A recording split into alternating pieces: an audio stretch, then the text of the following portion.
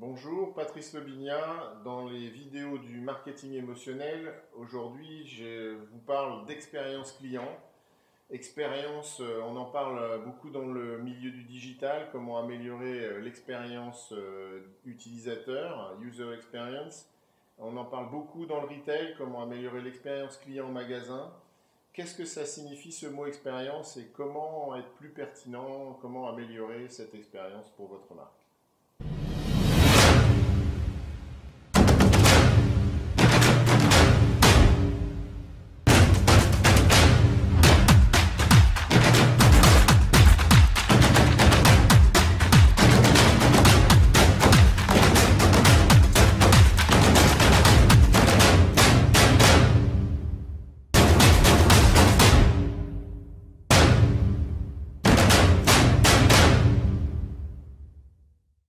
L'expérience client, qu'est-ce que ça signifie pour votre marque? Deux choses, dans le digital, c'est finalement l'user experience, c'est l'expérience au sens de l'achat, de ce qui se passe sur le site, donc avant achat, achat et après achat. Et tout le monde se concentre, c'est devenu la préoccupation numéro un des marketeurs digitaux aujourd'hui, c'est pour 22%, la première réponse c'est améliorer encore cette expérience, la rendre plus fluide, plus simple, plus efficace, plus agréable, qui pourrait d'ailleurs éventuellement s'inscrire dans la mémoire du client et puis devenir plus tard quelque chose qu'il aura envie de partager. Je vais revenir là-dessus.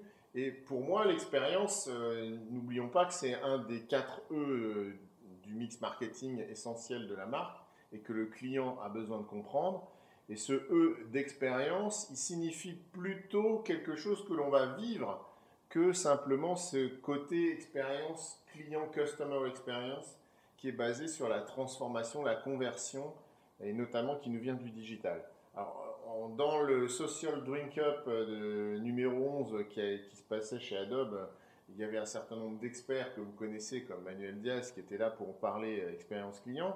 Et en réalité, Emmanuel, qui parle très bien de ça chez Makina, explique pour lui que l'expérience, c'est à la fois une expérience projetée, donc c'est l'avant, parce que moi, je traduirais plutôt par l'imaginaire et l'histoire qu'on va se raconter, on va avoir envie de se raconter avec la marque. Et puis ensuite, il y a l'expérience vécue, et ça, on est d'accord là-dessus, c'est le parcours d'achat, c'est aussi l'achat, c'est ce qui se passe éventuellement en retail ou en digital. Donc comment je vais trouver la bonne réponse à ce que j'imagine être le produit que je cherche ou que j'ai envie d'acheter. Et puis derrière, il y a l'après-achat qui est comment je vais être livré, comment ça va être facile de transformer en termes de paiement, comment je vais finalement avoir des garanties, comment ça va bien se passer, ce qui était quelque part un genre de après-vente et qui est maintenant après-achat et qui est pour Emmanuel le côté partagé de l'expérience. Et c'est là où finalement on va voir ce que ça signifie avec des exemples concrets et comment il y a, à mon sens, une grosse différence entre cette vision expérience client côté marque et la vision expérience côté client. Alors pour essayer de vous faire voir cette différence, l'illustrer, j'ai envie de parler de l'exemple qui a d'ailleurs été présenté à cette occasion, à cet événement, qui est celui de Menlook. Menlook, donc un site de mode pour hommes, qui est une plateforme européenne aujourd'hui, qui délivre jusqu'à 125 pays et qui en concerne essentiellement 4 pays d'Europe en termes de clientèle majeure et qui se base sur l'idée de rendre la mode homme plus accessible et qui en fait est devenue une marketplace, c'est-à-dire qu'elle ne vend pas ses produits Menlook, mais elle vend des produits de toutes les marques de mode, que ça va de Nike, Adidas à toutes les marques que vous connaissez, Armani, etc., etc. Donc, alors c'est à la fois des marques plutôt haut de gamme ou bien des marques positionnées middle market, mais l'idée, c'est évidemment de fluidifier cette expérience, puisque c'est une expérience qui est essentiellement digitale. Alors, qu'est-ce que ça veut dire? Ça veut dire qu'on va proposer du contenu, puisque là, c'était le débat, est-ce que l'expérience est le contenu qu'on propose? Et donc on va avoir de jolis produits, on va avoir des histoires qui sont la mise en scène de ces produits dans des moments de vie des gens. Et puis on va évidemment rendre tout ça assez facile et disponible pour le client. Et voilà ce qu'on appelle l'expérience. Et en ces termes-là, on peut dire que c'est un site qui fonctionne plutôt bien. Je rappelle qu'il a 40 millions de vues. Et donc, il se positionne comme un leader de la mode masculine. Mais si on va un peu plus loin dans l'expérience de vie, là, on peut se poser quand même quelques questions. Parce qu'il n'y a pas si longtemps, Mellook avait des boutiques à Paris. Elles ont fermé. Donc, on peut se poser la question de pourquoi est-ce que l'expérience de rencontrer la marque à travers un lieu physique a disparu.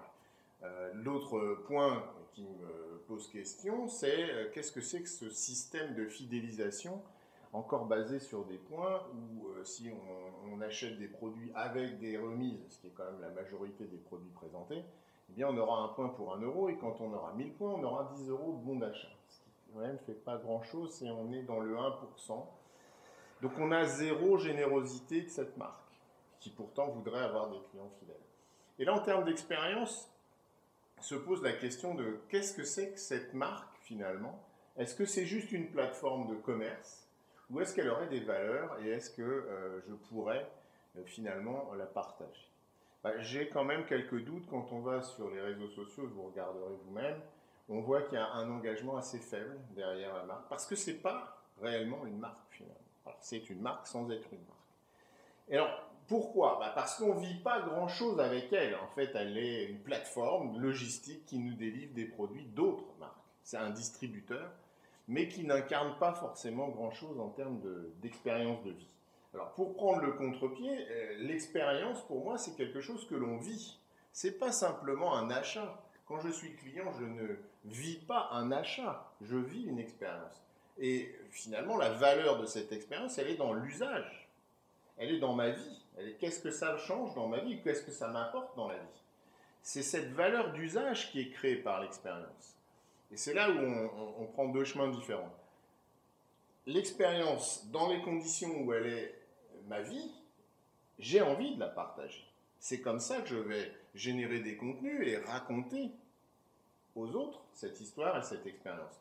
C'est ce qu'on appelle ici l'UGC, c'est User Generated Content. C'est ce qu'on voudrait faire. C'est-à-dire que le contenu produit par la marque, c'est sympathique, mais le contenu produit par ses clients, c'est autrement plus social et ça va se partager plus vite. Alors, un petit exemple pour illustrer ce que l'expérience peut m'apporter. Si je prends Decathlon, par exemple, avec la marque Actonia, Decathlon qui propose chaque année de grosses innovations techno, là, j'ai retenu un exemple qui m'a intéressé, qui s'emploie un peu dans toutes les conditions où on va faire du sport, qui est une nouvelle gourde sportive avec cette idée que je peux intégrer, doser une sorte de capsule énergétique en rajout à ma boisson.